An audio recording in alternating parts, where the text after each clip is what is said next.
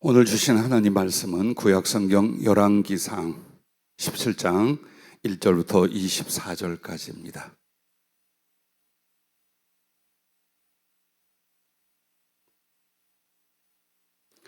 찾아서 함께 봉독하도록 하겠습니다. 구약성경 열왕기상 17장 1절부터 24절까지 함께 봉독하겠습니다. 길앗에 우거하는 자 중에 디셉 사람 엘리야가 아합에게 말하되 내가 섬긴 이스라엘의 하나님 여호와께서 살아계심을 두고 맹세하노니 내 말이 없으면 수년 동안 비도 이슬도 있지 아니하리라 하니라.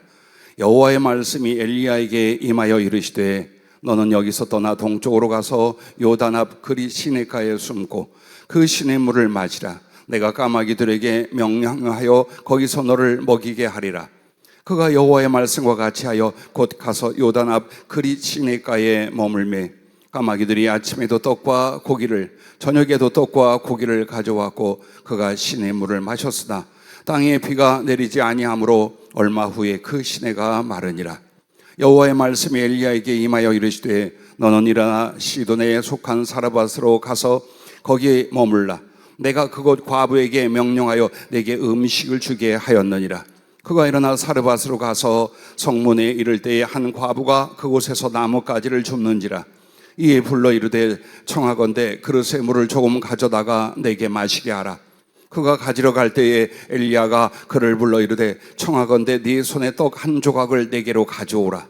그가 이르되 당신의 하나님 여호와께서 살아계심을 두고 맹세하노니 나는 떡이 없고 다만 통에 가루 한 움큼과 병에 기름 조금뿐이라.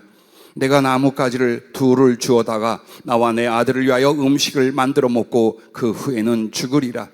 엘리야가 그에게 이르되 두려워하지 말고 가서 내 말대로 하려니와 먼저 그것으로 나를 위하여 작은 떡 한 개를 만들어 내게로 가져오고 그 후에 너와 내 아들을 위하여 만들라.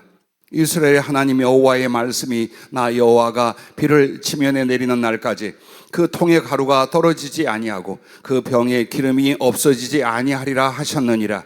그가 가서 엘리야의 말대로 하였더니 그와 엘리야와 그의 식구가 여러 날 먹었으나 여호와께서 엘리야를 통하여 하신 말씀같이 통의 가루가 떨어지지 아니하고 병의 기름이 없어지지 아니하니라.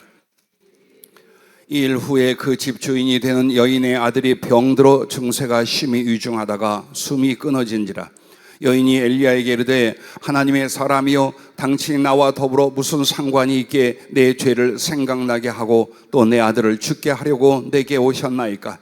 엘리야가 그에게 그의 아들을 달라 하여 그를 그 여인의 품에서 받아 안고 자기가 거처하는 타락에 올라가서 자기 침상에 누이고 여호와께 부르짖어 이르되 내 하나님 여호와여 주께서 또 내가 우고하는 집 과부에게 재앙을 내리사 그 아들이 죽게 하셨나이까 하고 그 아이 위에 몸을 3번 펴서 엎드리고 여호와께 부르짖어 이르되 내 하나님 여호와여 원하건대 이 아이의 혼으로 그의 몸에 돌아오게 하옵소서 하니 여호와께서 엘리야의 소리를 들으심으로 그 아이의 혼이 몸으로 돌아오고 살아난지라. 엘리야가 그 아이를 안고 다락에서 방으로 내려가서 그의 어머니에게 주며 이르되 보라 네 아들이 살아났느니라. 여인이 엘리야에게 이르되 내가 이제야 당신은 하나님의 사람이시오 당신의 입에 있는 여호와의 말씀이 진실한 줄 아노라 하니라. 아멘. 누가복음 4장 25절 26절을 함께 또 찾아 봉독하도록 하겠습니다. 신약성경 누가복음 4장 25절 26절 말씀입니다. 내가 참으로 너희에게 이르노니 엘리야 시대에 하늘이 3년 6개월간 닫혀 온 땅에 큰 흉년이 들었을 때에 이스라엘에 많은 과부가 있었으되 엘리야가 그중 한 사람에게도 보내심을 받지 않고 오직 시돈 땅에 있는 사렙다의 한 과부에게 뿐이었으며. 아멘.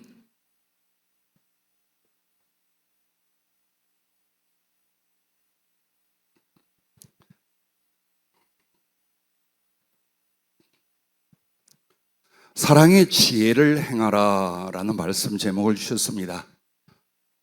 아마도 여러분과 내가 지난주에 성령께서 우리 교회에 8월 한 달 동안 힘써 기도하며 우리가 하나님의 뜻을 행하여야 할 방향이 바로 우리의 믿음을 행하는 것입니다. 아마도 8월 달에 이 믿음을 행함에 관한 말씀을 시리즈로 주실 것 같습니다.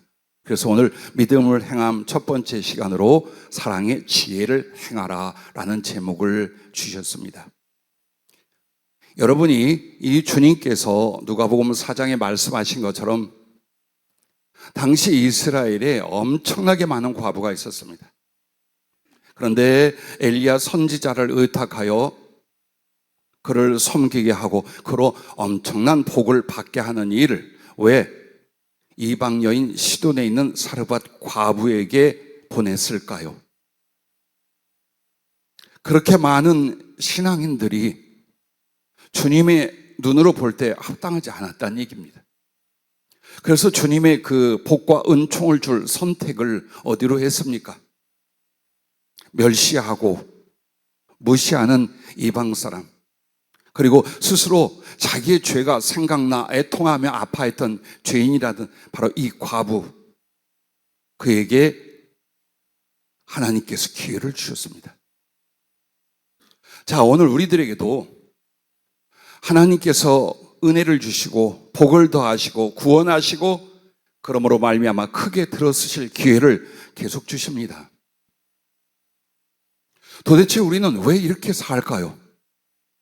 왜 궁핍과 시련이 계속되며 무능하고 실패하고 연약함 가운데 있을까요? 많은 고민도 하고 기도도 하고 또 영적으로 적용도 해볼 것입니다. 하나님께서 여러분에게 지체하고 계신 게 아닙니다. 하나님께서 여러분에게 몰라라 하고 계신 게 아닙니다. 매일같이 그 은혜를 주시고 복을 주시고 들어쓰게 하여 기회를 계속 주셨어요. 근데 여러분이 전혀 몰라라 했거나 알면서도 귀찮거나 인색하여 넘어가 버리는 거예요. 누구처럼? 이스라엘 수없이 많은 과부들처럼. 자, 그걸 아셔야 됩니다.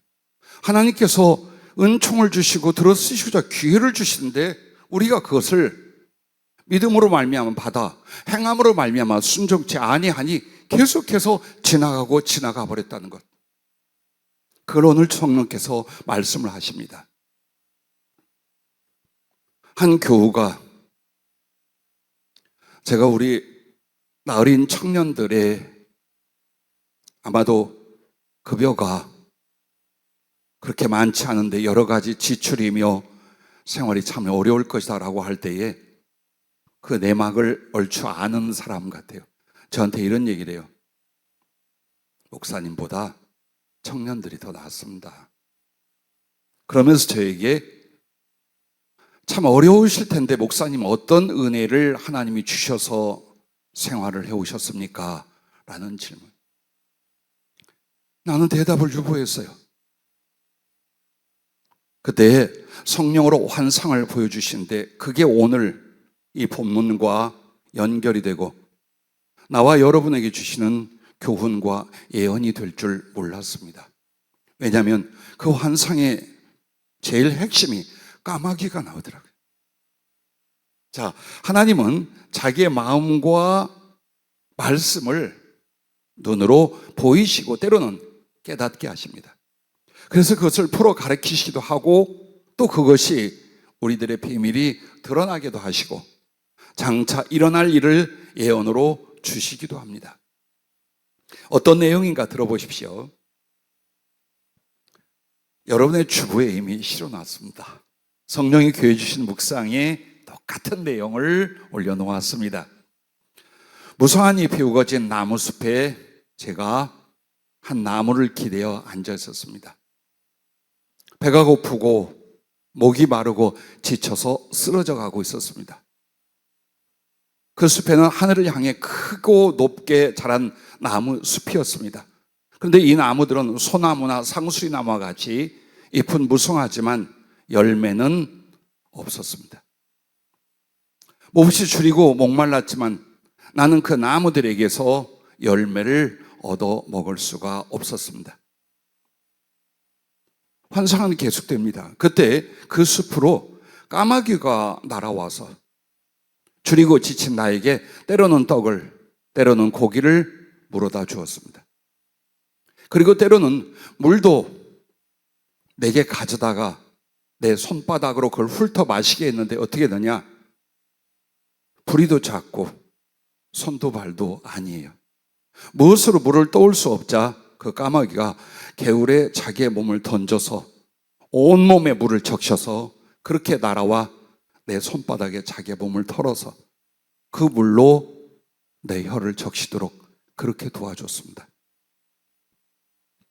나무들은 까마귀의 그 모습을 보며 걱정도 하고 비웃기를, 저 작은 새가 지 몸 하나 돌보지 못할 것이 어찌 하나님의 사람을 먹이고 마시게 하겠다고 저 난리치는 것 좀 봐라. 지 새끼도 있을 것이고 저 자신도 제대로 먹고 마시지 못하면서 저러다가 지치고 줄여 죽겠다. 저 하나님의 사람은 어련히 하나님이 알아서 먹이고 마시게 하지 않겠는가? 라고 말을 했습니다. 내가 그 나무에 앉아 기대고 있는데 나무들은 우리가 이 하나님의 사람에게 먹이고 마시게 하고 싶지만 우리는 열매를 맺어 사람에게 주는 나무가 아니니 어떡하지? 우리는 오직 우리 몸을 베어 하나님의 집을 짓고 의자를 만들 나무로 자라고 있으니 열매를 저 하나님의 사람에게 먹을 수 있게 줄 수가 없으니 할 수 없지 뭐, 이렇게 말을 덧붙였습니다. 그러나 까마귀는 내가 기운을 얻고 그 길을 다시 갈 때까지 자기가 먹을 것과 새끼들에게 먹일 것을 줄여서 내게 가져다 먹고 마시게 하고 있었습니다. 나무들은 늘 그 자리에서 하늘이 내려준 빛과 비를 받아 자라고 있었고 땅에 좋은 것을 얻어 부족함이 없었습니다. 그러나 까마귀는 스스로 애쓰고 수고하지 않으면 살아갈 수도 없었습니다. 그래서 자기의 그 처지와 삶을 인하여 굶주리고 목마른 이들에 대한 긍휼과 자비를 갖게 되었습니다. 또 어느 날 기근과 기갈의 땅에서 죽어갈 때 아마도 내가 그 까마귀를 데려다가 먹이고 마시게 하고 치료해 준 일이 있었습니다. 그것을 늘 기억하고 있었는데 까마귀는 그 일을 하나님의 은혜로 여겼고 내가 줄이고 지쳐 주저앉아 있는 것을 보고 마음을 다하고 목숨을 다하고 힘을 다하여 먹을 것과 마실 것을 물어다 주는 그것을 바로 하나님을 향한 믿음이라고 생각을 했습니다. 그 까마귀 덕에 내가 기운을 얻고 힘을 내어서 내 길을 떠나게 되었습니다. 그때 나무들은 제 자리에서 여전히 뿌리는 땅의 양분을 빨아들이기에 여념이 없고 잎으로는 하늘 빛과 단비를 품게 전념하여 자기들의 몸을 불리고 그 자리에 머물러 있었습니다. 그러나 까마귀는 내 어깨에 앉아 홀로 머리 위를 날며 혹은 어깨 위를 돌며 그렇게 같이 가게 되었습니다.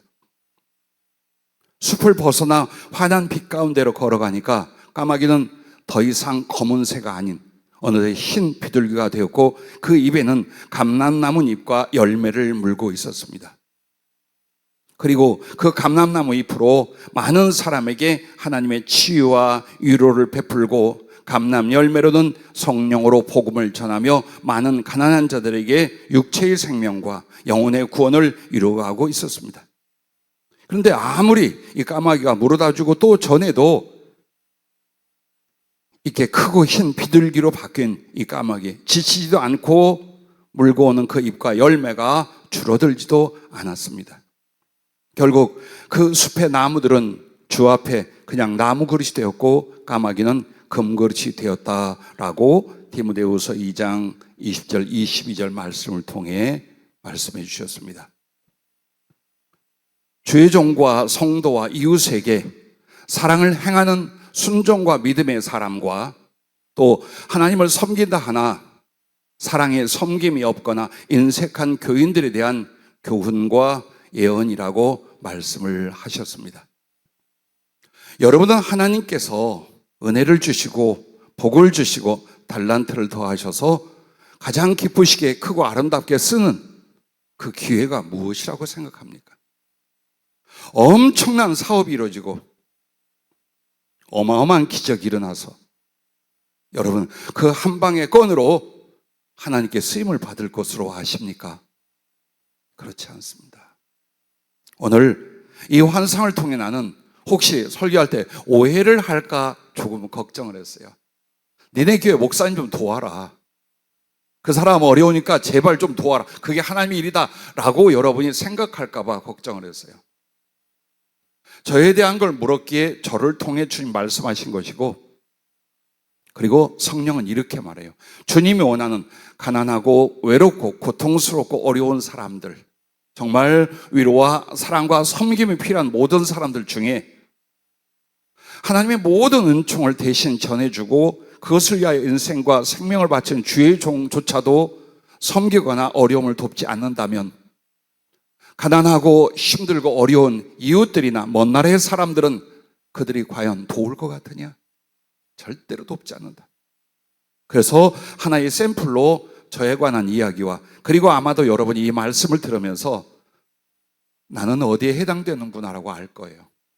이게 비유만이 아니라 직설적인 주님의 당신의 표현이라는 걸 여러분은 아실 거예요.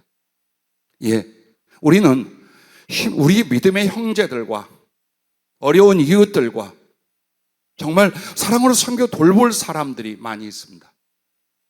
그런데 그들을 향하여 그 사랑의 섬김을 주지 못하는 건 나는 위로, 하나님께 대한 신앙과 하나님을 위하여 자라나고 있으면 된다. 정말 봉사와 섬김, 사랑과 위로와 나눔은 우리에게 그렇게 중요한 건 아니다. 그것이 바로 그저 자라고만 있는데 열매를 맺어 줄이고 목마른 사람에게 열매를 주지 못한 나무들이에요. 그들은 어디로 파송되지 않아요. 그들은 크게 쓰임받을 수가 없어요. 왜? 재질이 나무야. 그래서 나무 그릇으로 나중에 쓰여질 것이란 말입니다. 까마귀는 힘들고 어려운 사람이에요. 처지와 형편이 어쩌면 멸시를 받을 수도 있고 남들보다 더 못한 사람이라고 할 수도 있어요. 그러나 그 까마귀와 다른 것은 하나님 말씀에 대한 순종과 그리고 가슴에 오르는 사랑에 대해서 자유가 있다는 거예요. 그 자유가 무엇입니까? 주신 은혜와 우러난 마음으로 사랑하고 베풀고 섬기고 자기를 그 거룩한 하나님의 생명과 사랑을 위하여 희생할 수 있는 바로 그런 사람들이다. 그들을 통해 하나님이 영적인 권세도 물질적인 능력도 세계 선교를 감당할 수 있는 자격도 허락해 주신다. 이 말씀은 비유가 아닙니다. 이 교회를 향한, 여러분을 향한 예언입니다. 여러분과 내 마음에 무엇이 있나 보십시오. 정말 줄인 사람, 어려운 사람, 도와야 될 사람, 살려야 될 사람들을 향하여 우리 안에 무엇이 있나 보십시오. 나와 내 가족과 내 인생은 더 소중하며 더 어려우며 그것을 위하여 땀 흘리고 생명을 바치는데 과연 우리 주님께 받은 은총과 사랑과 사명을 인하여 남을 돕고 섬기고 나누고 희생하고 복음을 전한 일에 대해서는 우린 지금 어떻게 살고 있나 보십시오. 열매 없는 뿌리 박혀 그 자리를 떠나지 못한 나무로 성장하고 있는지, 더 어렵고 힘들지만 까마귀 되어 정말 하나님의 사람들이나 믿음의 형제들이나 고통받는 이웃들에게 여러분은 떡을, 고기를, 물을 나눠주고 전해주게 하여 자기를 바친 사람입니까? 오늘 본문 말씀을 보십시오. 저도 깜짝 놀랐어요. 왜? 열왕기상 17장에 보면 누가복음 4장 25절, 26절을 통해서 주님이 인용하시고 가르치는 말씀이 나옵니다. 이스라엘에서 가장 사악한 왕 아합의 때에 엘리야 선지자를 통해서 하나님께서 지시하고 책망하고 예언한 말씀이 이루어지게 됩니다. 이 아합 왕이 어떤 사람이냐? 16장 29절부터 보면 유다의 아사 왕 제38년에 오므리의 아들 아합이 이스라엘의 왕이 되니라. 오므리의 아들 아합이 사마리에서 22년 동안 이스라엘을 다스리니라.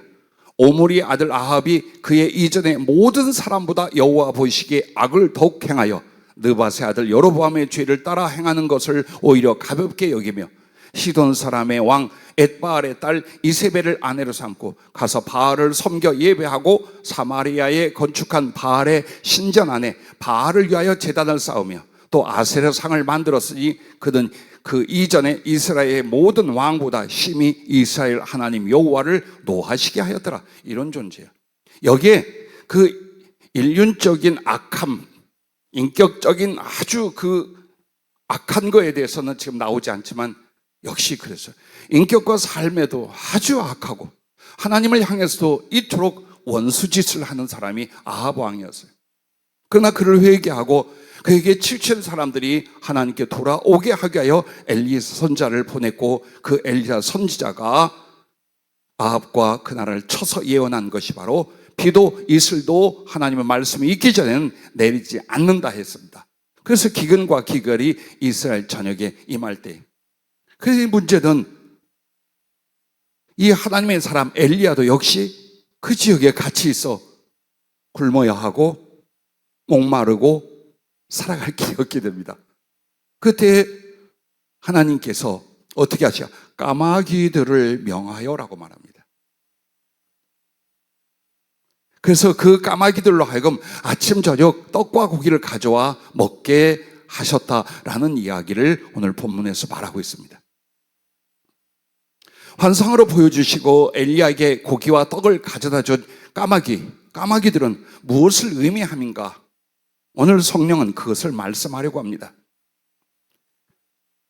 열왕기상 17장 8절부터 24절까지 보면 사르밧 과부와 그가 하나님의 사람에게 믿음으로 긍휼과 자비를 베풀고 섬김에 대한 예표입니다.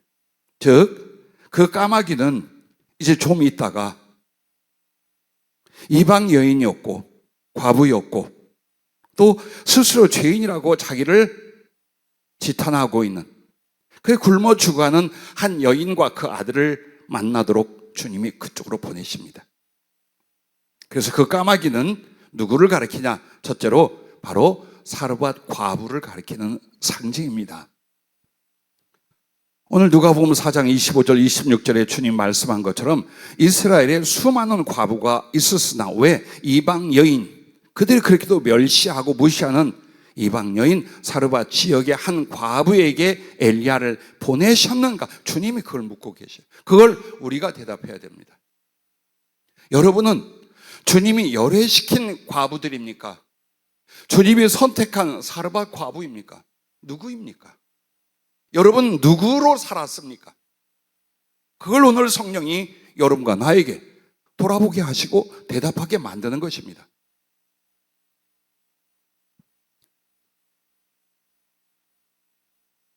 엘리야를 섬긴 까마귀들은 창세기 8장 7절에 보면 노아의 방주에서 이제 홍수가 끝나고 물이 줄어들 때에 까마귀를 먼저 내놓습니다.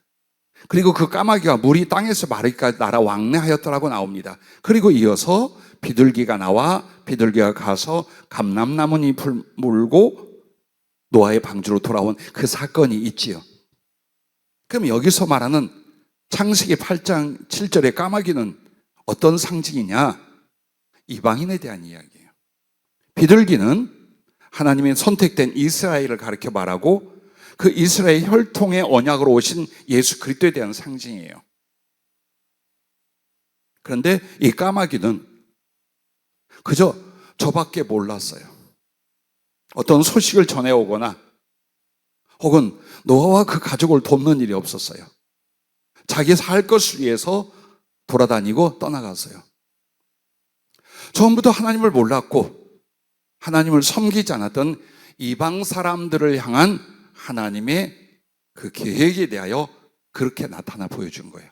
그래서 그 창세기 8장 노아의 방주에서 나간 그 까마귀가 바로 엘리야를 돕고 섬기는 이방 여인 사르밧 과부에 대한 상징과 표현이기도 한 거예요. 그러면 여러분과 내가 이 말씀을 통해서 오늘 여러분 무엇을 우리가 생각해 봐야 됩니까? 점점점 유대인들, 이스라엘 사람들은 하나님께 완악해집니다. 범죄하고 악해집니다. 그렇게 해서 예수 그리스도가 오실 때에 그 구원의 방향이 이방 열방으로 바뀌어 버렸습니다. 그러면 오늘날 우리는 이 교훈을 가지고 여러분은 완악하고 형식적인 유대인 이스라엘 백성으로 남아있는지, 정말 하나님의 은혜의 뜨거운 사랑을 품고 그 사랑을 이웃에게 전하고 나누며 베푸는 사람으로 살아가는 까마귀, 이방의 사르밧 과부처럼 살아가고 있는지를 보십시오. 오늘 그걸 보라는 거예요. 현대에도 두 가지 종류입니다. 완악하고 형식적인 이스라엘 사람들처럼 신앙생활을 하는 교인들과 까마귀, 이방 사르밧 과부처럼 뜨겁고 간절한 헌신과 봉사, 사랑과 섬김으로 그 믿음을 행하며 사랑을 순종하는 이들이 있습니다. 이것이 키입니다. 이것이 하나님 앞에 앞으로 여러분이 어떤 구원의 풍성함을 얻고 어떤 하나님의 축복과 달란트를 받아 하나님의 기뻐하실 사람으로 쓰임을 받을 수 있는지, 아니면 겨우 자기 신앙을 지켜가다 끝나는지, 여기에 대한 것이에요. 여러분이 여러분과 여러분의 인생을 사랑한다면, 하나님 앞에 소중히 여긴다면 함부로 살지 마십시오. 껍질만 신앙생활하는 교회 다님에 대하여 변화되려고 하십시오. 자기를 개혁하는, 하나님의 말씀과 뜻을 쫓아 자기를 바꾸는 사람만이 정말 믿음을 행하는 사람이고 하나님을 사랑하여 그에게 쓰임받을 사람입니다. 그런데 그 가장 중요한 핵심이 무엇입니까? 네가 하나님의 은혜를 받았느냐? 네가 하나님께 사랑을 받았느냐? 네가 하나님께 구원의 생명을 얻었느냐? 전하고 나누라. 왜? 하나님은 사랑이십니다.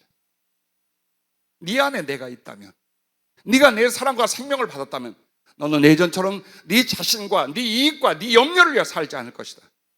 기꺼이 베풀고 기꺼이 섬기고 기꺼이 복음을 전하며 그런 사랑과 사랑의 가슴과 실천을 너희가 기꺼이 감당할 것이다. 그래서 주님 앞에 까마귀처럼 쓰임받는 인생에 대해서 주님이 권면하고 우리를 돌아보게 말씀하고 계신 것입니다. 한번 보십시오. 신앙인이라 하나, 형식적이며 하나님과 영혼들 사랑에 인색하나, 자신을 위해서는 마음을 다하고 목숨을 다하고 힘을 다하여 살아가는 기독 신자들을 책망하시는 말씀입니다. 여러분과 나는 어떤 사람입니까? 진짜 이방인입니다. 여러분은 까마귀 출신입니다. 아니, 까마귀가 되어야 될 사람들입니다. 에베소 2장 12절에 여러분을 향하여 뭐라고 말하냐? 그때의 너희는 그리스도 밖에 있었고 이스라엘 나라 밖의 사람이라. 약속의 언약들에 대하여는 외인이요 세상에서 소망이 없고 하나님도 없는 자이더니, 이렇게 말합니다. 진짜 이방인 나그네, 하나님의 은총과 구원과 언약에서 떠나가 있던 이방 사람 죄인이었습니다. 그런데 그리스도 예수로 말미암아 이제 여러분은 하나님의 본 자녀요, 영적 이스라엘이요, 하나님의 구원의 대상이요, 그리고 하나님의 사랑과 거룩한 뜻을 이루는 바로 그의 제자가 되어 살아갈 사람이 되었다는 것입니다. 그러므로 누가 까마귀처럼 살겠습니까? 내가 죄인이었고, 내가 고통과 실패의 사람이었고, 내가 참으로 그 가운데서 하나님의 구원과 은총을 받았고 그분의 사랑을 끊임없이 얻고 있게, 나도 하나님을 사랑하는 그 방법이 형제와 이웃과 전 세계 거민을 향하여 그 사랑과 자비를 나누고 베풀고, 그래서 복음을 전하되 사랑으로 말미암아 섬김으로 말미암아 이 복음을 전하는 일을 작게 점점점 키워가는 사람.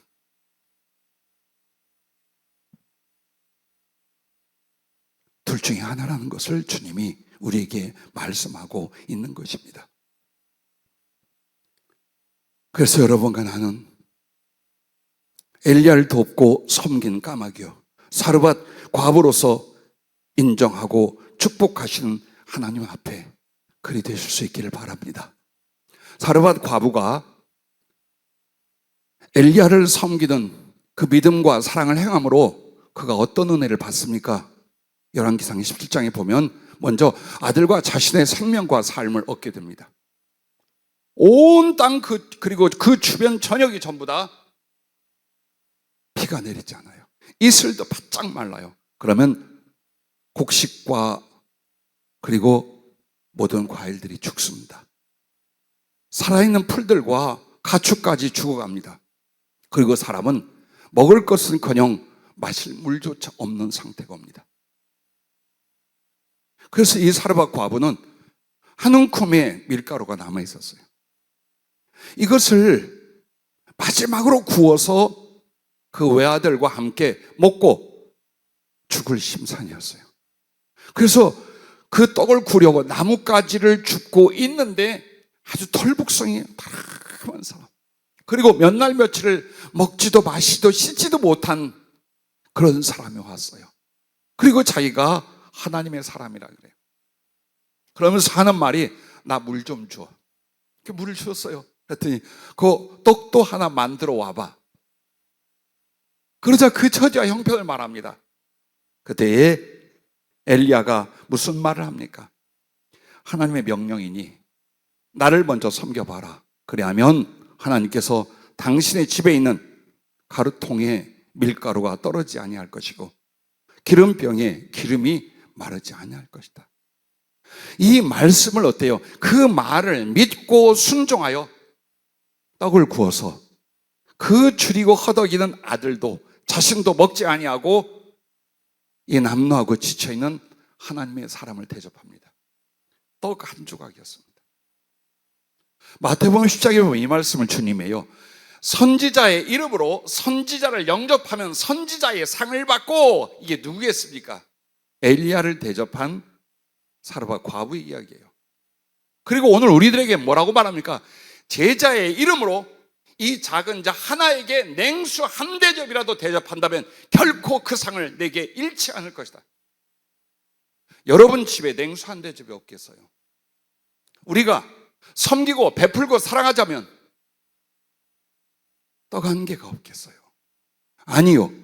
그 냉수 한 대접과 떡 한 조각을 줄 마음이 없는 거예요.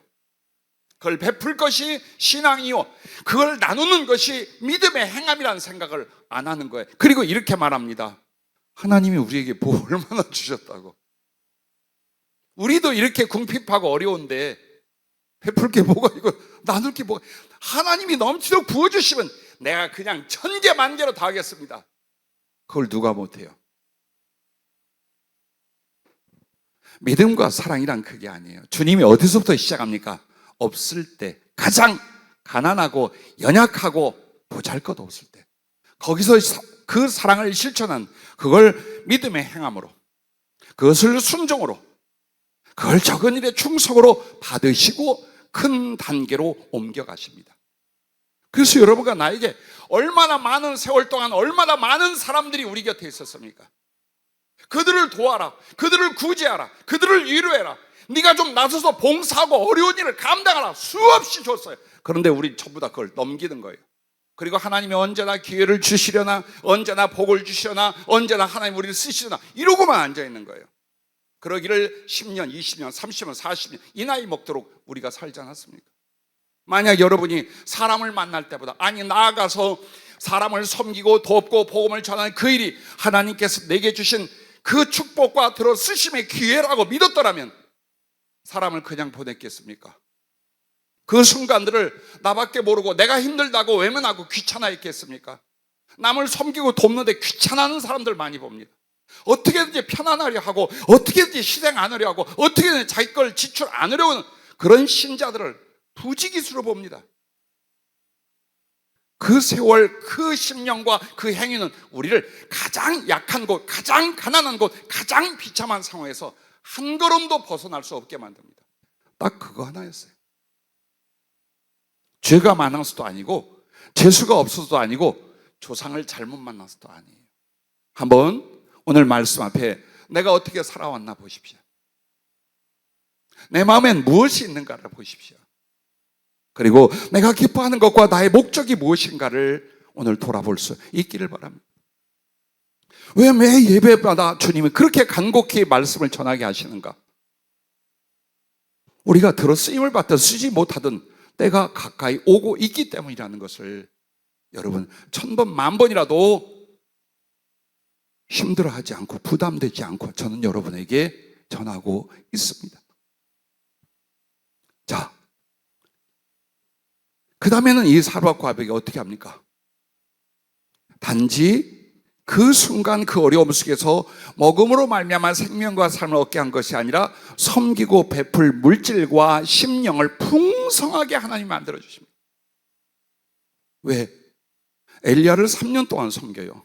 그러면서도 얼마든지 기름이 밀가루가 넘쳐납니다. 하나님의 은혜의 역사가 그걸로 어떻게 했겠어요? 이거 아까워, 이거 우리끼리 모았다. 아니요. 그들의 이웃들, 굶주린 사람이 얼마나 많았겠어요.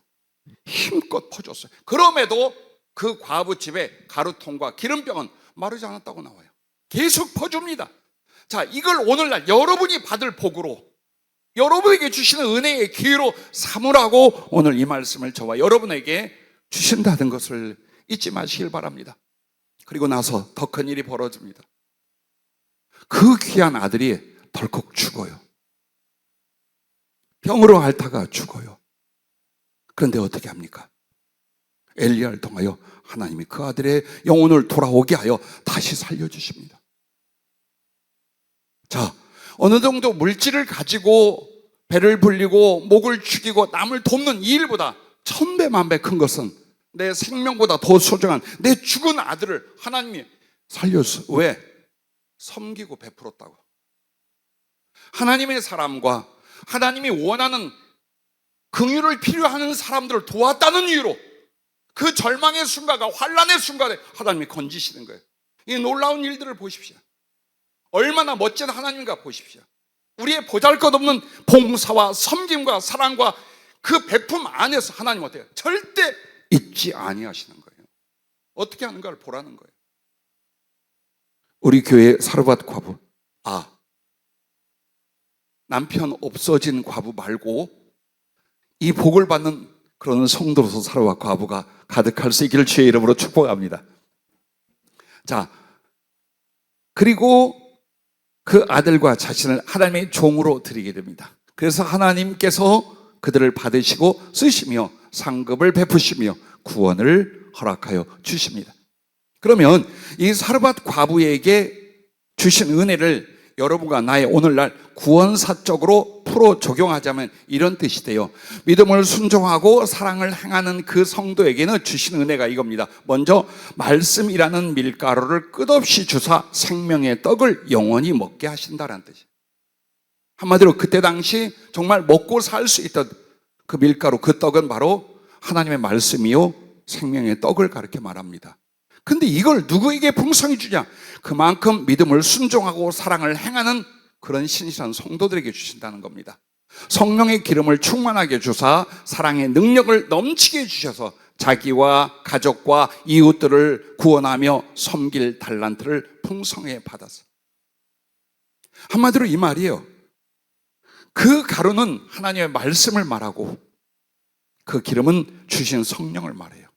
그러므로 말씀으로 하나님의 생명의 떡을 날마다 먹고 성령으로 말미암아 하나님의 사랑이 부음받고 그 사랑으로 말미암아 영혼들을 살리고 사랑을 베풀 수 있는 능력을 갖게 되는 거예요. 그리고 이것을 감당할 수 있도록 이제 넘치는 가루와 기름은 영적인 것에서 이제 뭘로 가느냐? 물질이라든지 삶에 필요한 달란트로 가는 거예요. 그것도 하나님이 주신다는 거예요. 베풀어라, 나눠라, 퍼줘라 주신다는 거예요. 그리고 부활 영생에 이른다는 약속입니다. 그게 무엇이 그걸 말하냐? 아들이 죽었다가 다시 살아난 이 사건은 우리에게 죽은 뒤 다시 살려주시는 하나님의 부활에 참여할 것을 가르쳐 말하는 거예요. 이게 구원사적으로 영적 해석을 이렇게 말씀하고 계신 것입니다. 그러므로 실제로 섬기고 사랑하는 일과 그 다음에 그것을 통해서 받는 은총과 함께 이렇게 구원의 은혜, 하나님의 영적인 은혜도 이렇게 임한다라는 두 가지 방향을 성령이 가르쳐 주셨습니다. 그러면 왜 하나님은 이 사르밧 과부를 구원하시고 축복하시고 사용하시기로 선택하셨습니까? 누가복음 4장 말씀을 통해서 보면 사렙다라고 나옵니다. 그럼 사르밧은 이스라엘 말이고 사렙다는 헬라어 음력이에요. 그러니까 헬라어로 그렇게 사렙다라 말한 것뿐이고 사르밧이 맞습니다. 그리고 이 지역은 지금의 리비아 지역이에요. 굉장히 외진, 멀리 떨어진, 예루살렘 떨어진 한마디로 이방이었죠. 근데 엘리야를 그 많은 이스라엘 과부들을 남두고 그녀에게 보냈다는 건 뭐냐?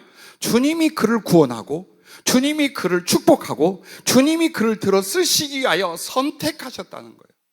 오늘 여러분이 그렇게 주님이 여러분을 구원하고 축복하고 들어 쓰시는 선택을 받을 수 있기를 바랍니다. 그러면 주님은 그 선택을 왜, 무엇으로 하셨는가? 그 첫째가 하나님 말씀에 순종할 믿음을 보셨기 때문입니다.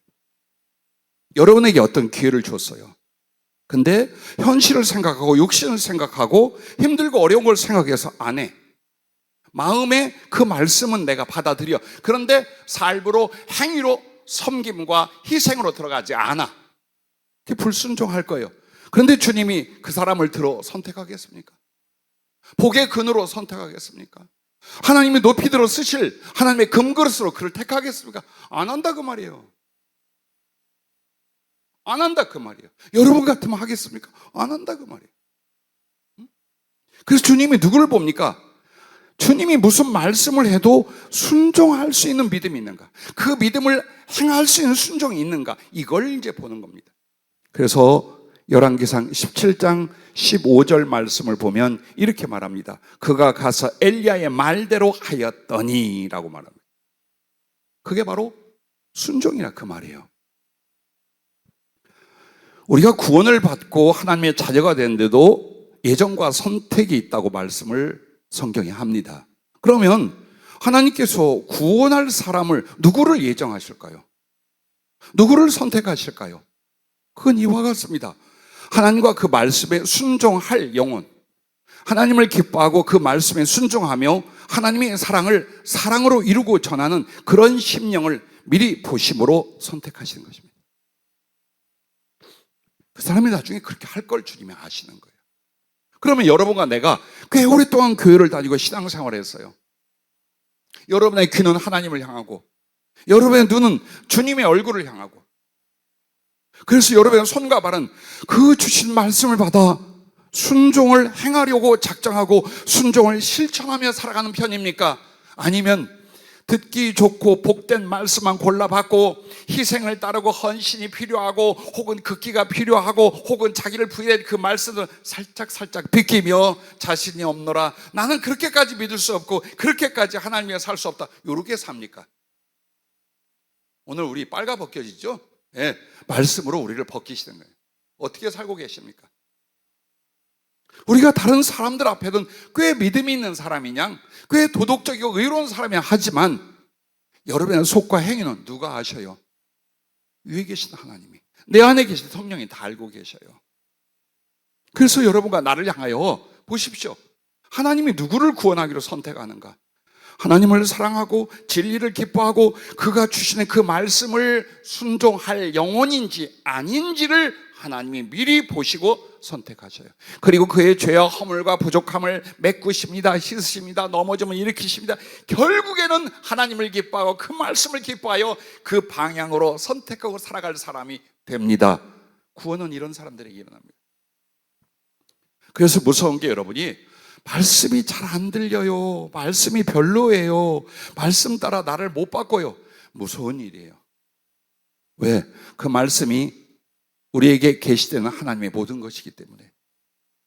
자, 그래서 여러분과 나의 신앙인들에게 믿음을 더하고 은혜를 베푸시고 크게 들어쓰실 기회를 주십니다. 모두에게 주십니다. 그런데 중요한 건 누구에게 줬고 누구에게 안 준 게 아니라 그 기회를 주실 때 그때 그가 순종의 믿음을 행함으로 따를 때 그는 하나님 주신 기회의 고삐를 잡고 하나님이 들어 쓰심의 백마를 타고 그렇게 하나님의 사역을 위해 달려가게 된답니다. 자, 이 말이 뭡니까? 하나님께서 여러분에게 기회를 줬다는 건 순종할 수 있는, 믿음을 행할 수 있는 혹은 사랑을 실천할 수 있는 기회를 줘요. 근데 딱 재어봅니다. 이거 힘들어, 어려워, 손해봐, 나는 어떡하고? 딸린 식구들은 어떡하고? 이렇게 하면서 그 기회를 여러분은 한 번, 100번, 1000번, 10,000번을 거절해 왔어요. 보세요. 내게 들리지 않아도, 기적같이 하나님이 내 앞에 현현하지 않아도 하나님이 주신 말씀이 있고 우리의 믿음의 양심이 있어요. 우리가 사람을 섬기고 교회 안에서 봉사를 하고 복음을 전하고 그리고 모든 이에게 친절과 사랑과 그리고 때로는 구제와 위로를 나눠야 하고 그리고 언제든지 이 생명의 복음을 전해야 된다고 누가 모릅니까? 근데 왜 안 합니까? 그것은 자기 선택으로 생각하는 거예요. 해도 되고 못할 수도 있고, 그런데 그것은 하나님이 우리를 구원하시고 축복하시고 들어쓰기 위하여 기회를 주는 거예요. 해봐봐. 이 작은 거 한번 해봐. 그럼 내가 큰 걸 맡길 거야. 근데 그때마다 어려워요, 힘들어요, 피곤해요, 나 말고 다른 사람 하면서 그 숱한 많은 기회들을 몇십 년 동안 날려버린 거예요. 그리고 우리에게 무엇이 있습니까? 그리고 우리에게 남은 게 뭐며 우리가 거둔 게 무엇입니까? 한번 자세히 보십시오.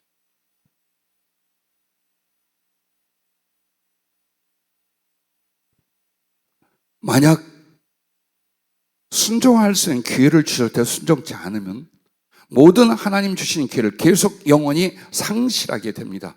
사울 왕이나 여기 아합처럼요. 자, 두 번째로 이 사르밧 과부를 선택하여 구원하고 은혜 주시고 축복해서 들어쓰시는 그 선택 왜 하셨습니까? 그에게 긍휼과 섬김의 사랑이 있음을 기뻐하셨기 때문이랍니다. 정말 안타까운 건 많아요. 많은 청년들을 양육하고 많은 성도들, 우리 집사님들, 주의종들을 돕고 이 세월을 살았어요. 근데 제일 중요한 가장 보배 오르는 것을요 가볍게 여기거나 외면하는 경우가 대다수예요. 그게 뭔 줄 압니까? 긍휼과 사랑을 베푸며 하나님께 여러분이 받은 은혜가 뭡니까? 불쌍히 여기셨더라. 죄 가운데 서덕이며 고통과 슬픔과 죽음으로 지옥에 던져질 나를 보고 하나님께서 왜 그리스도 예수를 보내주셨습니까? 왜 당신 지옥의 형벌을 자처하시며 왜 우리의 죄인들에게 당신의 의롭고 거룩한 걸 다 나눠주십니까? 넘어지면 일으키고 죄지면 또 시키고 죽어가면 살리고 왜 그렇게 하셨습니까? 우리를 향한 긍휼 때문입니다. 하나님의 가슴은 오직 긍휼이에요. 불쌍히 여겨 견딜 수가 없어. 어떻게 해서라도 저 아이를 살려야 하고 어떻게 해서도 저 아이를 도와야 되고 어떻게 해서도 저 아이를 위로해 줘야 돼. 그러기에 자기의 모든 걸 다 태우고 다 불살른 분이 여러분의 하나님이에요. 근데 여러분은 그렇게 안 해. 하나님 매우 싫어하십니다. 오늘 여러분은 계명적이고 도덕적인 죄를 생각합니다. 그리고 사랑을 행치 않는 것, 믿음을 행치 않는 것을 크게 죄라고 생각하지 않습니다. 그런데 하나님의 본성 안에서의 판단은 윤리적인 죄보다 더 중요한 게 뭐냐? 이 사람 마음속에 긍휼이 없는 거예요. 자기는 하나님의 긍휼을 받는데 사람들을 향하여 긍휼이 없어. 그러므로 자비를 베풀지도 섬기지도 사랑하지도 그쪽에 별로 관심이 없고 힘 안 써.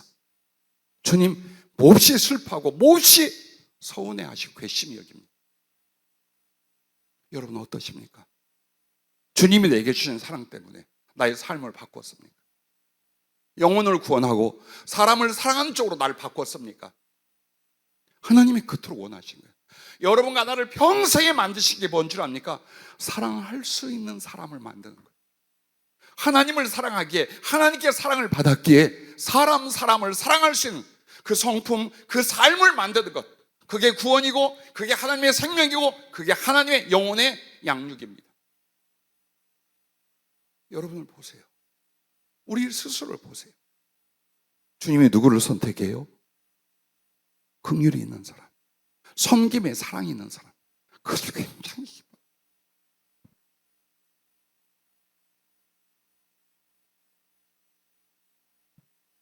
작은 일을 보면 그 사람의 중심과 앞으로 할 일을 사람도 알아요. 하나님은 얼마나 잘 아시겠어요? 마음에 사람을 불쌍히 여겨 그들을 돕고 사랑하고 살릴 이 마음이 별로 없어요.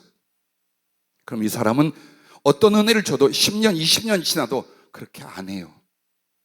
그래서 지극히 형식적이고 이기적인 신자로 남게 돼요. 그런데 하나님이 그를 축복하고 들어 쓰실 선택을 하시겠어요? 안 합니다. 그래서 아무리 애쓰고 수고해도 그냥 고생하고 힘들어하고 여전히 물질을 의지하고 사람을 바라보고 세상을 의지하는데 모든 것이 마치 해 아래서 바람을 잡는 것 같이 헛되게 돼요. 그게 아니야. 하나님이 부르신 이유와 주신 사랑과 생명은 그것 때문이 아니었던 거예요. 바로 내 안에 넘치는 이 주님의 생명과 사랑을 베풀고 전하고 나누는 이쪽으로 우리를 주님 부르셨고 세우시게 한 거예요. 그러므로 여러분에게 있어서 가장 큰 능력, 가장 큰 실력, 가장 큰 여러분의 자산이 뭔 줄 압니까? 사람을 품고 불쌍히고 사랑할 수 있는 심령이에요. 이게 없는 사람들은 죽었다 깨도 하나님이 안 써요. 우리 젊은 청년들 명심하세요. 여러분의 지식이나 학문이나 여러분의 앞으로 계획하는 경제력 가지고 하나님 쓸 줄 알죠? 절대로 안 써. 사람을 돈보다 못하게 여겨. 사람을 경제보다 더 못하게 여겨. 하나님이 그 사람을 쓸 것 같아요? 우리 젊은이들 명심하세요. 절대 그 노력과 그렇게 악착같이 살아서 하나님 복 주고 쓰는 게 아니에요. 처음부터 불쌍히 여기며 베풀며 사랑할 줄 아는 걸 만들어야 돼요. 하나님의 신령한 성령의 은혜와 은사도 마찬가지요. 물질과 경제적인 능력도 마찬가지야. 절대로 웅크러지고 자기밖에 모르는 사람은 그렇게 살다 죽어. 수없이 봤잖아요. 나는 우리 모든 성도님들, 우리 목사들부터 모든 우리 어린 청년, 청소년들까지 사랑의 가슴, 그걸 기뻐할 수 있길 바라요. 오늘 내가 무엇을 갖고 무엇을 누릴 것이냐가 아니라 내게 어떻게 하나님의 주신 은혜와 기회를 가지고 하나님을 사랑하고 영혼들을 섬겨 사랑할 것인가, 그걸 기뻐하고 그걸 사랑하고 그 자부심을 갖고 거룩한 성장과 신앙의 진보가 일어날 수 있기를 바라요.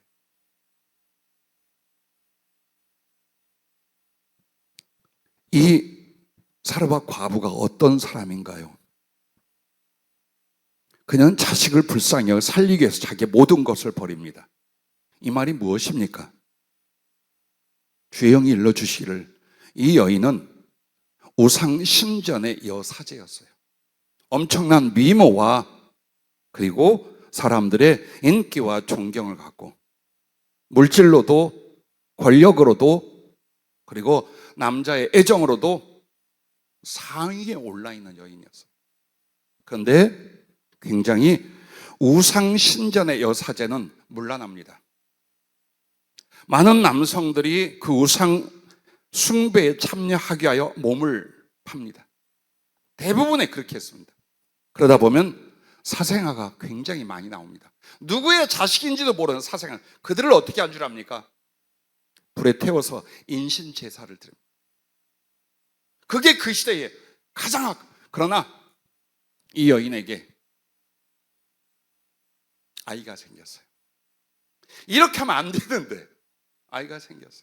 그리고 그 아랫역에서 들려오는 여호와 하나님에 대한 말씀이나 그 일들이 점점 양심에 갇혀있기 시작합니다. 그래서 그 아이를 살리기 위하여 또 양심을 따르기 위하여 자기의 그 모든 위치 다 내려놓습니다. 이제부터는 관심도 없을 거예요. 인기도 없을 거예요. 돕는 사람도 없을 거예요. 물질도 모든 것도 다 없어요. 그리고 죽여버릴 수 있어요. 우상신전의 여사제였어요. 근데 그걸 버려 그리고 제물로 바칠 아들을 데리고 도망을 가? 그럼 죽여버릴 수 있었어요. 그런데 그 모든 걸 다 잃어버려도 그리고 죽임을 당한다 해도 내 새끼 여기에 대한 긍휼이요, 그 모든 걸 각오하고 이 아이를 데리고 혼자 떠나 모든 걸 버리고 목숨을 걸고 그 아이를 지켜 키웠어요. 자, 자신이 아니요. 자식에 대한 부모의 중심들이 있습니다. 여러분은 여러분 자식에 대하여 어떤 긍휼이 있습니까? 어떤 사랑이 있습니까? 그리고 만약 그 사랑의 깊이와 긍휼의 진실이 있다면 다른 사람에게도 여러분은 그렇게 합니다. 왜? 성품은 하나예요. 하나님을 향해도 내 자식을 향해서도 모르는 이웃을 향해서도 사랑이라는 성품은 하나예요. 내 새끼는 벌벌벌 떨고 목숨을 다 봐. 남의 자식은 아니, 그렇게 안 돼요. 그렇게 안 돼요. 이 여인은 그렇게 긍휼과 자비와 사랑이 자식을 통해 나타나기 시작합니다. 그러고 있을 때에 굶주린 엘리야가 왔습니다. 기꺼이 그를 섬겼고 사랑을 다하여 자기 집에 모셔서 그를 3년 동안 돕습니다.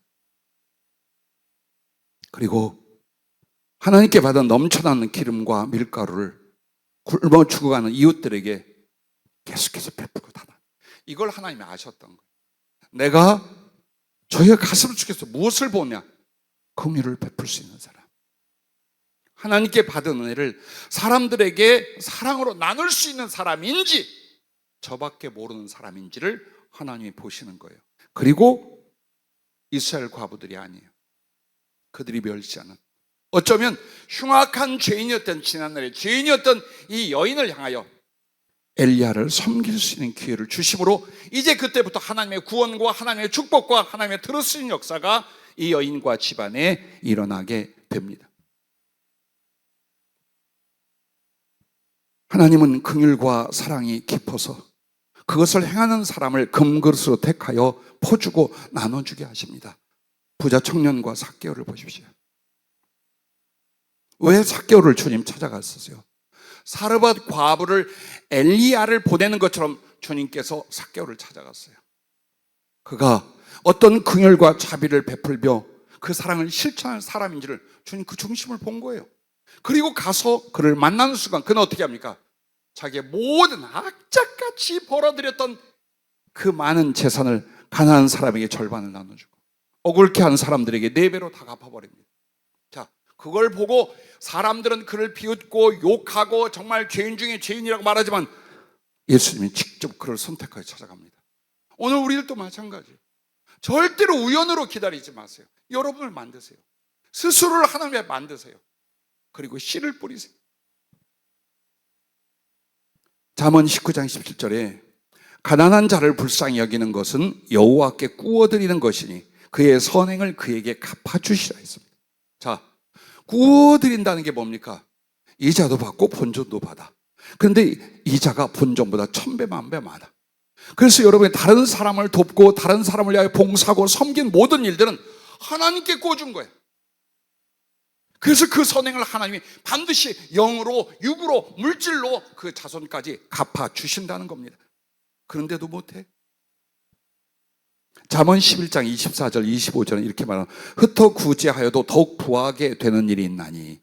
아니, 다 퍼줬는데 어떻게 부자가 돼? 하나님의 방법이에요. 근데 과도히 아껴도 가난하게 될 법. 그렇게 근검 전략을 하고 악착같이 모았는데 가난하게 돼. 이게 하나님의 섭리예요. 그래서 여러분에게, 우리 젊은 청년들에게 가르쳐 주는 거예요. 그렇게 하는 거 아니다.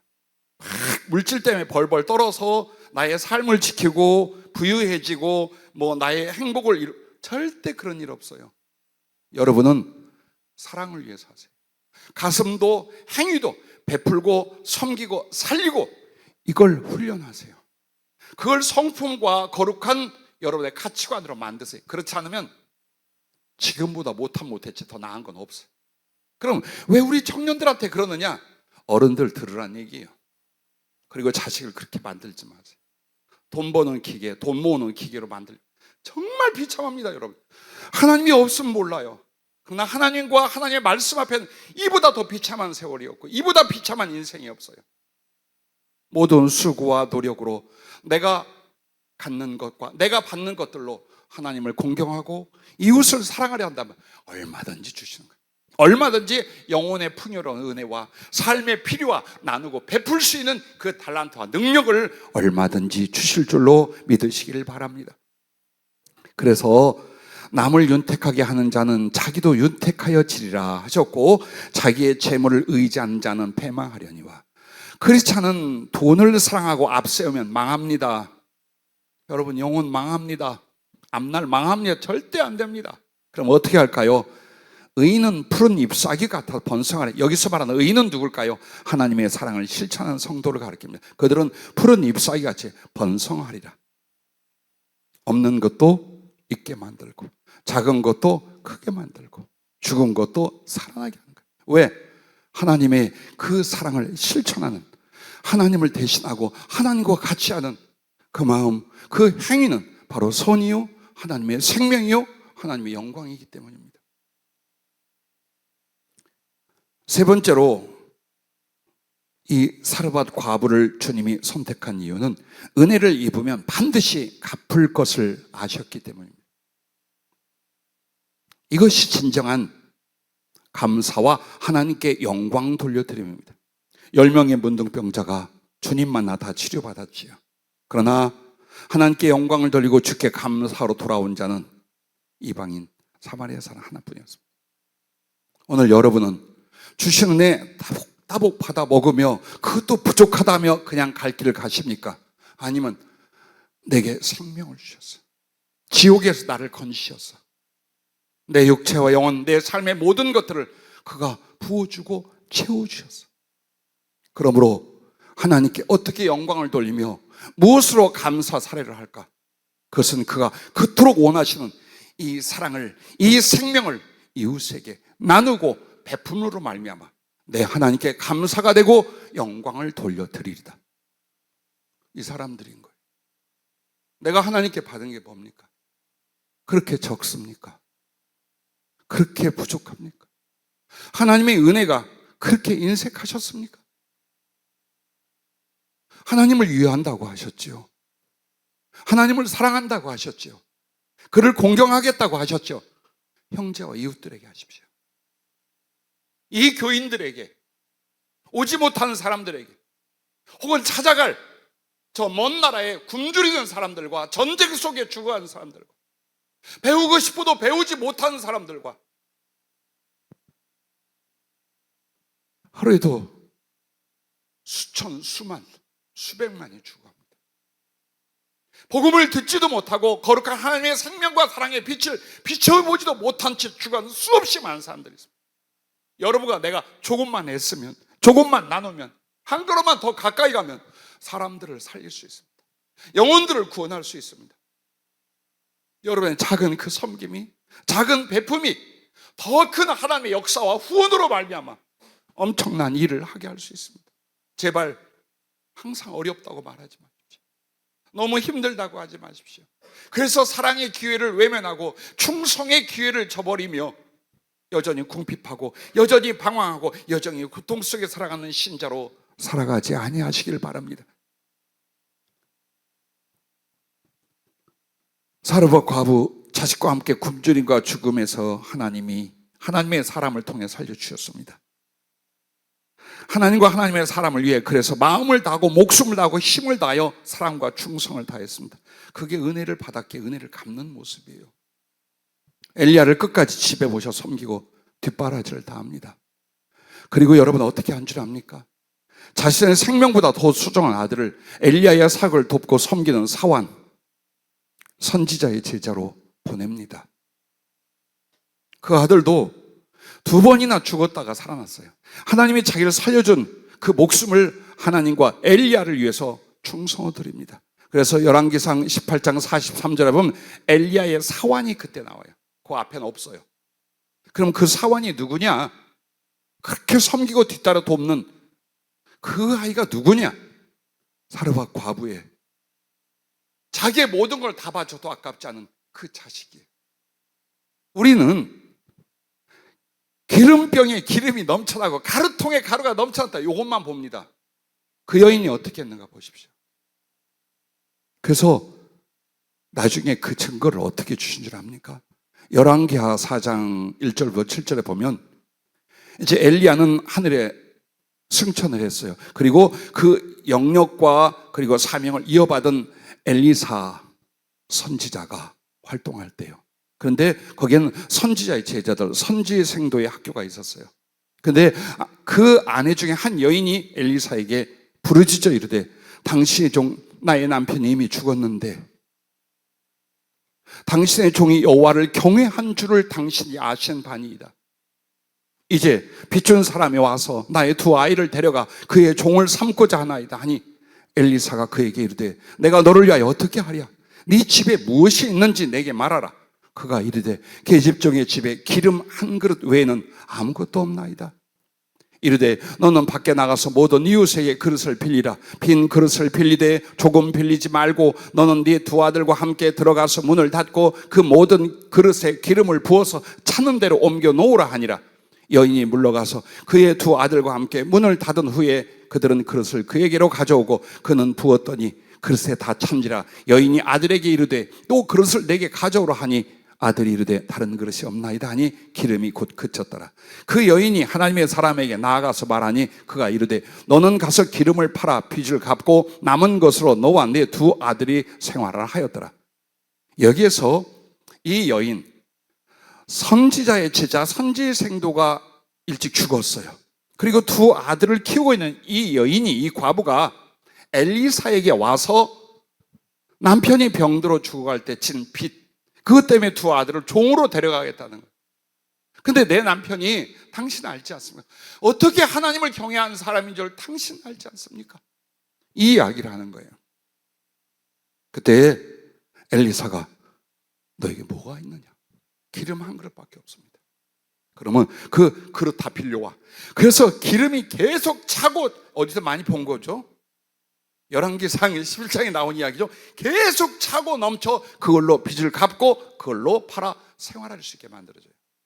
자, 이 사건이 무슨 상관인가? 엘리야와 사르밧 과부와, 사르밧 과부의 그 아들 살아나서 사르밧 과부와 그 아들이 자원하여 엘리야의 사환이 되고, 그 엘리야의 사환이 엘리사 때의 선지자 제자, 선지자 생도가 됩니다. 그리고 그는 병으로 앓다가 살아나긴 했지만 건강이 좋지 않아 일찍 죽게 돼요. 두 아들을 남기고. 그래서 그 여인이 하는 말이, 당신은 자기 남편이 얼마나 하나님을 경외하는 사람 아시지요라고 하는 이유가 바로 그 배경이에요. 그래서 엘리사를 통하여 기적을 이룬 것도 무엇을 말합니까? 그 할머니와 그 아버지 때에 어떻게 하셨어요? 엘리야를 통하여 하나님이 어떻게 하셨어요? 똑같은 기적을 행해 주십니다. 그러므로 하나님을 사랑한 자, 그래서 하나님을 사랑한 자들에게는 그들과 함께 그들의 자식들에게, 그들이 사랑하는 사람들에게도 똑같은 언약과 은혜를 베풀어 주신다는 걸 보여주는 거예요. 그리고 그들에게 상기를 시킨 거예요. 너희 아버지 때에, 너희 남편의 때에, 너희 할머니 때에, 너희 시어머니 때에 어떻게 하나님을 경외하고 어떤 사랑의 실천을 통해 하나님이 어떻게 했더라, 그걸 다시 기억나게 하는 거예요. 그래서 이 아이들로 하여금 아버지와 할머니의 그 믿음, 그 사랑, 그 사명을 같이 받게 만드는 거예요. 자, 이게 배경이에요. 이렇게 살았어요. 은혜를 받으면 은혜를 갚는 거예요. 생명을 얻었으면 생명으로 그 은혜를 갚으려 하는 거예요. 여러분은 예수 믿는 게 어떤 건 줄 아십니까? 약간의 이익을 보고 마음의 평안과 약간의 위로를 받는 종교 생활인 줄 아십니까? 아닙니다.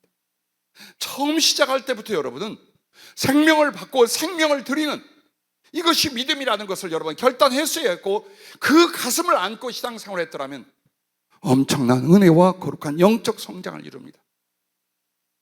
오늘 여러분, 우리들에게도 주님께서 주신 기회가 바로 이것입니다. 어떤 사람에게 긍휼을 베풀 수 있는지, 어떤 일을 감당할 충성과 봉사를 할 수 있는지, 누구에게 복음을 전할 수 있는지 주신 거예요. 1000번, 1000번 주셨어요. 여러분은 그때 그 기회를 잡은 일이 얼마나 되십니까?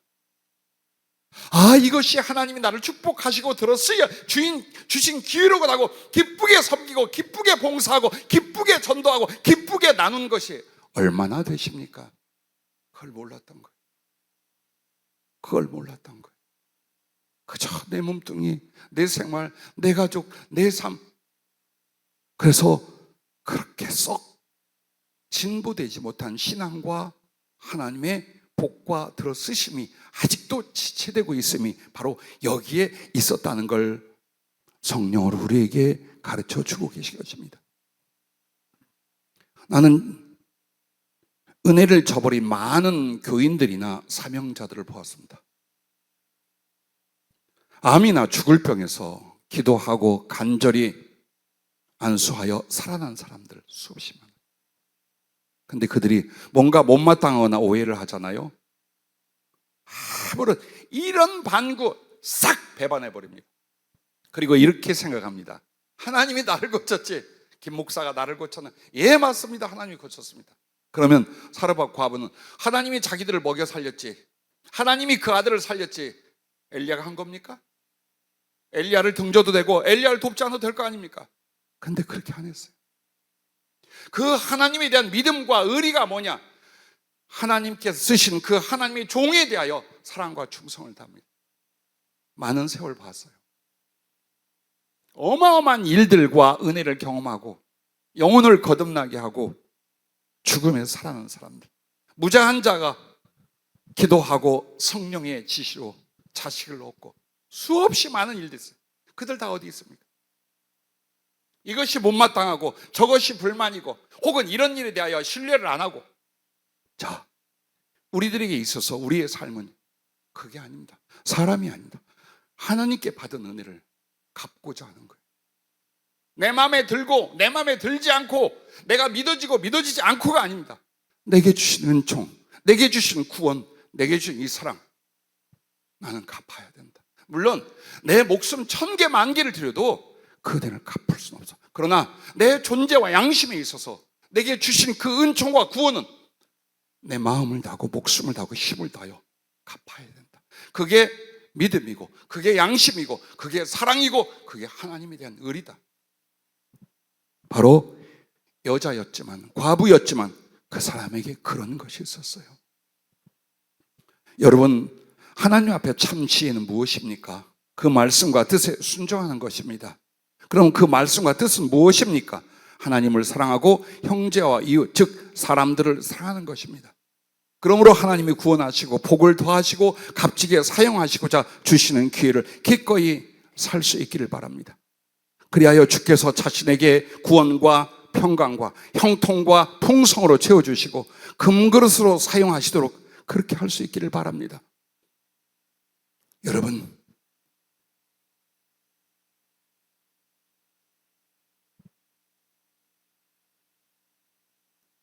주의 이름으로 사랑합니다.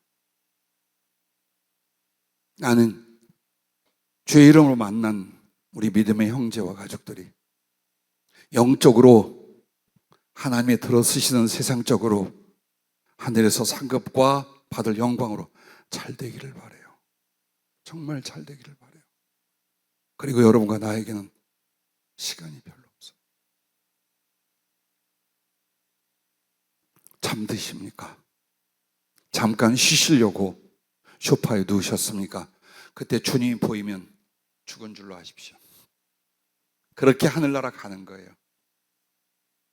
그때까지 내가 할 수 있는 건 없는 것 가지고 하라는 게 아니에요.